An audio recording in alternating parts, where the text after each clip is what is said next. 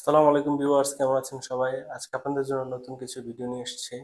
আজকে আমরা দেখব বোনাস থেকে ইনকাম করার জন্য প্রথমে আমাদের ফেসবুক মেইন অ্যাপটি ওপেন করতে হবে। এরপর হোম থেকে মনিটাইজেশন অপশনটি খুঁজে বের করতে হবে। মনিটাইজেশন অপশনের উপর ক্লিক করতে হবে, এরপর নিচের দিকে স্ক্রলিং করতে হবে, তাহলেই আমরা বোনাস অপশনটি খুঁজে পাবো।